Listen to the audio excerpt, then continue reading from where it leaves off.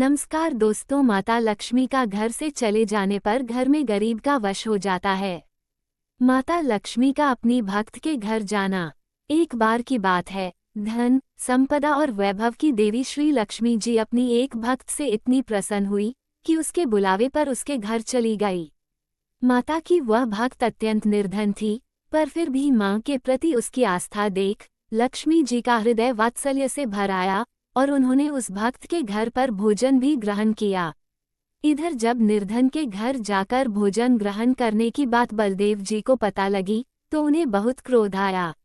उन्होंने जगन्नाथ स्वामी से कहा, हे अनुज, घर की बहू का यूं निर्धनों के घर अकेले जाना और वहां पर भोजन ग्रहण करना बिल्कुल भी ठीक नहीं है।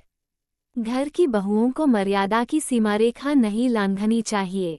लक्ष्मी जी द्वारा घर छोड़ने की बात कहे जाना। जब ये बात लक्ष्मी जी के कानों तक पहुंची तो उन्होंने भगवान की तरफ देखते हुए कहा, हे स्वामी, यदि आप कह दें कि मैंने ये गलत किया तो मैं इसी क्षण घर छोड़कर चली जाऊंगी।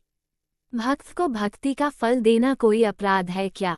लक्ष्मी जी के प्रश्न के बाद भी विष्णु जी चुप रहे। ये देख लक्ष्मी जी को क्रोध आ गया। वो बोली, मौन का अर्थ भी हाँ ही होता है, अर्थात मैं अब अपने कहे अनुसार घर से जाती हूँ। लक्ष्मी जी के घर छोड़ने के बाद घर का हाल बेहाल, ये कहकर वो घर छोड़कर चली गई। लक्ष्मी जी के जाते ही घर से श्री भी चली गई और घर में निर्धनता छा गई। प्रभु के खाने का, रहने का, वैभव और वस्त्र का भी ठिकाना नहीं रहा। लक्ष्मी जी के जाते ही घर कंगाल हो गया। ये देख बलभद्र जी को अपनी गलती का एहसास हुआ और उन्होंने भगवान से पुनः लक्ष्मी जी को वापस लाने को कहा, जिसके बाद लक्ष्मी जी से क्षमा मांगता विष्णु जी काफी यत्न कर उन्हें वापस वहां पर लाए।